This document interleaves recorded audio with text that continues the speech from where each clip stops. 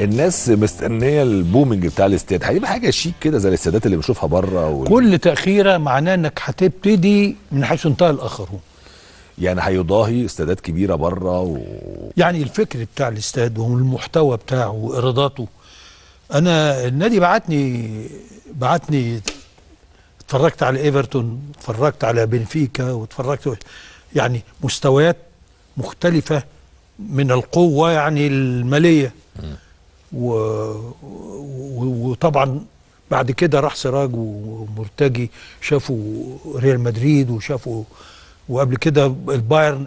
يعني احنا بقى عندنا تصور الاستادات ما بقتش مجرد ملعب وكرسي تتفرج عليه. منظومه اقتصاديه كبيره، مدينه ترفيهيه كبيره جدا.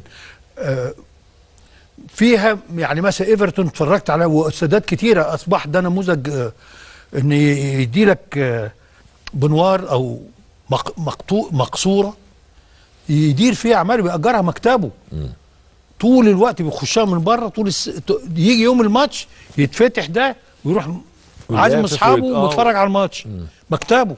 فبيشتغل لحد صفاره الحكم، وبتتباع بارقام او بتتاجر بارقام خرافيه، لانه بيبقى عددنا مش كبير. فالتصور، انت عارف اهم حاجه ان يبقى عندك استادك ايه؟ انك انت مثلا يقول لك اشمعنى بره الدخل بالملايين واحنا لما نيجي نعمل 100,000 و150,000؟ لان 80 ل 90% بيتباع البطاقات الموسميه. طب لو ده مش ملعبك، انت مش عارف هتلعب فين، مش عارف تعمل بطاقه موسميه غير ملعبك، غير ما يكون ملعبك. طاقتك بقى عارف ان الكرسي اللي بتبيعه هو ده، وانت المتحكم فيه وانت اللي بتديره وانت كل حاجه. مش هتبيع بقى الواحد حاجه ويجي يدور عليه مش هيلاقي كرسي في استاد تاني. في استاد تاني ما ينفعش، مش هيعرف يخشه طبعا. انما اقصد انتوا خلصتوا كل حاجه تقريبا، كمنشاه، كتصور، كديزاين، كفكره. حوالي 10 12 او يمكن اكتر من كده، والاعلان هيبقى قريبا في تصورات. لا اتقطعت مراحل جباره يعني، قربنا يعني. قربنا باذن الله. طيب باشمهندس عدلي، قبل الفاصل كنا بنتكلم انه انت كان ليك تحفظ على القرارات اللي بتصدر من اتحاد الكوره في بعض القضايا، اخرها مثلا الاعارات، انه 7 اعارات، ودي قضيه متكرره كل سنه يا استاذ محمد. ان مره اقول لك القايمه 30، القايمه 25. هو انت لما تقول لي 30 انا مش بروح اتعاقد مع لعيبه؟ طب لما تقول لي 25 مين اللي بيهدر المال العام، انا ولا انت بقى؟ ما انت بتجبرني اسيب 5. بتضطر تسيب 5 وانت تتعاقد معاهم 3 سنين. طب لما تقول لي في 5 انتظار، كنت بعرف احطهم واسوقهم واعيرهم او اخد منهم لما احتاجهم. دلوقتي بقيت مضطر انك طبعا بتلغي الكلام ده، تخليه 3 او بتلغيه خالص. بعمل ولذلك، وانا اتصور ان فكره انه يعمل دوري محترفين ارتبطت بفكره انه هجم لك عدد اللعيبه اللي ترعاها. وان كان واحد بيقول لك اصل ده توجه دولي يعني، انما هو فكره انك انت تستثمر في لعيبه وتدرب وتستقطب ناشئين، ما هو ده تسويق. انت دول اصول انت من حقك. مفيش لعيب تسيبه ببلاش يقعد عندك 7 8 سنين في قطاع الناشئين وبعدين يمشي ببلاش. ازاي يمشي ببلاش؟ مش كلهم هيلعبوا في الفريق الاول. انت عارف اللعيب لما يهرب احسن لي باخد رعايه باخد رعايه من بره. طب لو وصل انه عدى المرحله السنيه وانت ما مش عارف تأيده، قللت لي القايمه ولا عارف تعيره، ولغيت لي الاعارات، طب انا هعمل فيه هيتساب فري. يبقى كل المصاريف الناشئ يا استاذ محمد في الاهلي والزمالك والمقاولين وامبي بيتكلف كام؟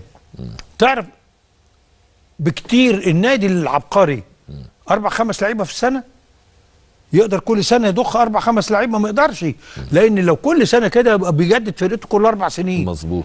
فده مستحيل طبعا. يبقى انت في المتوسط لو حطيت من 2 إلى 3 لعيبه يبقى انت عامل حاجه كويسه، يبقى انت عملت قطاع ناشئين ناجح. تمام. والباقي بيتساب ببلاش. طيب بيكلفك كام؟ ملايين. لما تشوف الميزانيه التوتال، ملايين. لو قلت ان قطاع الناشئين عندي بيكلفني 40 50 مليون جنيه مثلا، يبقى الناشئ كلفني كام؟ اللي طلع لي انا من ولادي من 10 ل 15 مليون.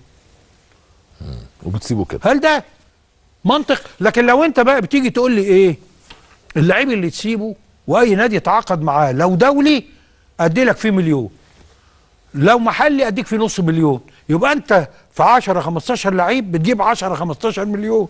يبقى انت كده عوضت شويه المصاريف. يبقى هم دول جزء من المصاريف اللي انت بتصرفها. طب ليه ما بيحصلش مناقشات مع اتحاد حصل قبل حصل، وقعدت وقلت الكلام ده، ما كان ما اتخذش؟ قلت لهم انا واديت لهم المثل ده بالظبط، واللعيب اللي يهرب مني اعرف اخد منه فلوس، واللعيب اللي يقعد عندي يمشي ببلاش. وقالوا دي والله عندك حق وهنعمل، ما عملش حاجه. حصل من 7 8 سنين القعده دي. القرار الاخير بتاع السنه ده هيأثر على النادي الاهلي؟ او اثر اما هو بالفعل؟ اثر. انت سبت كام لعيب السنه دي؟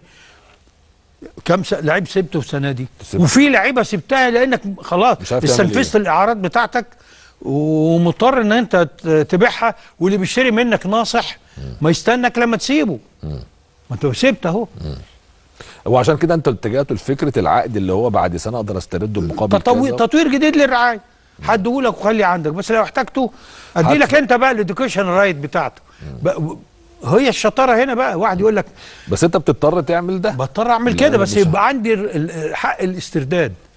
دي مهمه. بعد سنه او اتنين في خلال سنتين 3 انت بقى يعني العقود اللي عملتوها مثلا مع زد مع كذا، مع زد عملناها مع زد، يعني اللعيبه اللي راحت زد يقدر قال يستردها بعد سنه او اتنين؟ استردها وادفع لهم مبلغ بما فيهم علي لطفي وغيره. لا علي عشان حتى مرحلته السنيه، او عشان وضعه لا يليق، يعني ان انت في لعيبه الصغيره تحديدا تقدر تعمل معاه كده، زي مصطفى سعد ميسي، زي انت عايز معلومه وخبر وخلاص، خد الفكره. عشان الناس تبقى عارفه. لا الناس هتبقى عارفه ان اتعامل مع جزء بقى اعراض، جزء بقى بيع نهائي، وجزء بقى بيع مع حق الاسترداد. ده اللي انت يهمك في الموضوع. اللي هو اللعيب يتألق تقدر تسترده بعد سنه او اتنين او سيب تلاته. زد بقت لعيبته هو اللي يقول، مش انا. لا ما اقصدش، هو الفكره ان انت تألق بعد سنه بعد اتنين تقدر تسترده. في الجزء اللي انا شايف ان انا اللي خدوا فلوس احتماليه ان انا استرده ومش عارف اعيره. وانت كنت عاملين ده السنه اللي فاتت مع محمد شكري مثلا في سيراميكا موجوده.